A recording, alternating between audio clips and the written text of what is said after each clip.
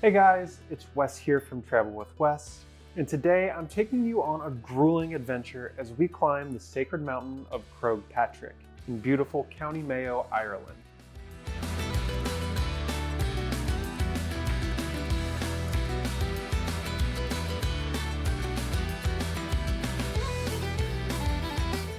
Also referred to as the Reek by locals, this mountain holds a significant place in Irish history, dating back to 441 AD, when St. Patrick is believed to have fasted here for 40 days. And while I don't plan on going 40 days without food on this journey, I am going to see what he experienced firsthand when climbing up the holiest mountain in all of Ireland.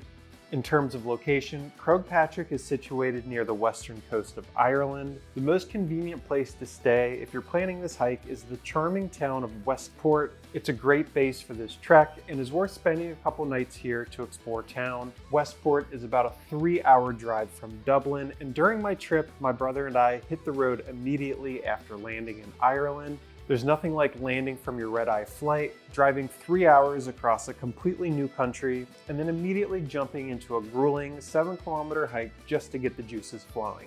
Now, there is a large car park here, which you'll need to pay a small fee to use, but otherwise the hike itself is free, and you'll find restrooms here before embarking on your trek up the mountain.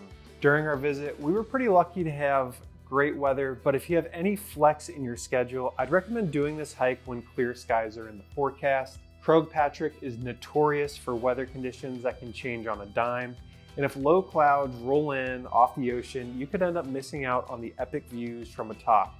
Although the total distance of this hike is only a moderate 4.5 miles or about 7 kilometers, the challenge is how steep the rocky trail is. Along the way, you'll gain over 2,400 feet or nearly 750 meters of elevation. Now, I didn't pack my trekking poles for this trip, but after doing this hike, I really wish I had. They'd be great for going up, but even nicer to have on the way back down, where the steep grade really punishes your knees.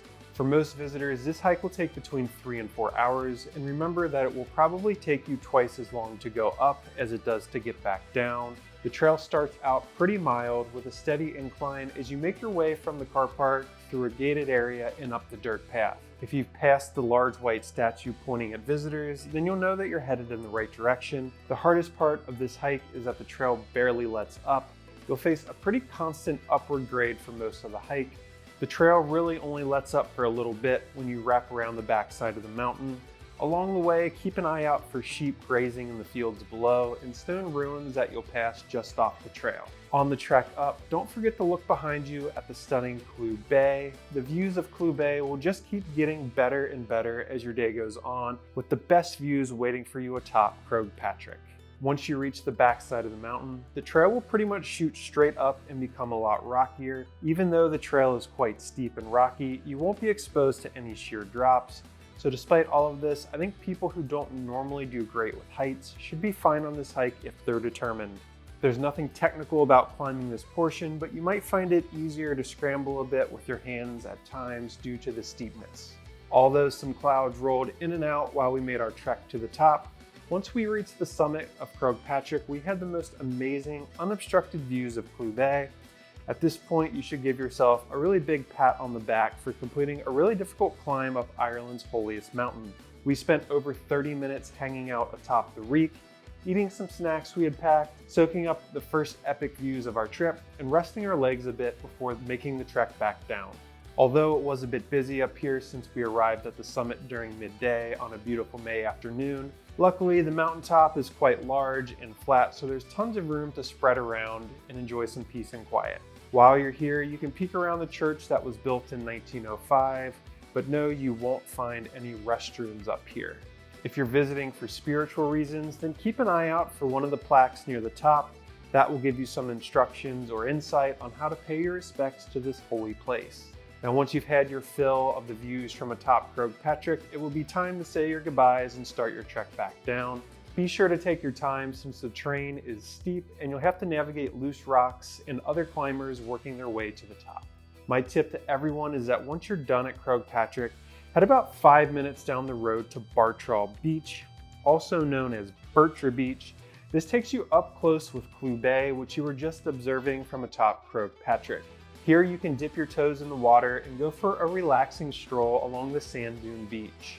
Let this serve as your notice that Ireland has some really incredible beaches. Be sure to pack your swimsuit because if you get some warmer sunny days during your trip, you'll definitely want to try wading out into the refreshingly cool Atlantic Ocean.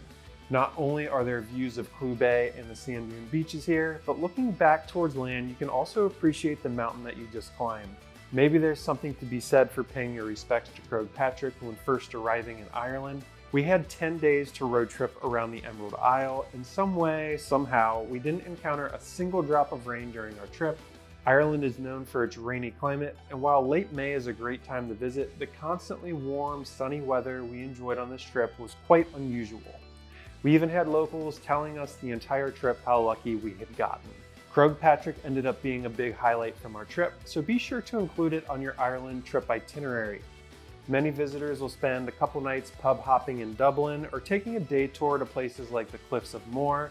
These are great ideas as well, but the best way to experience Ireland is by renting a car and getting your boots dirty, exploring the wild Atlantic Way, and stopping in as many small coastal towns as you can.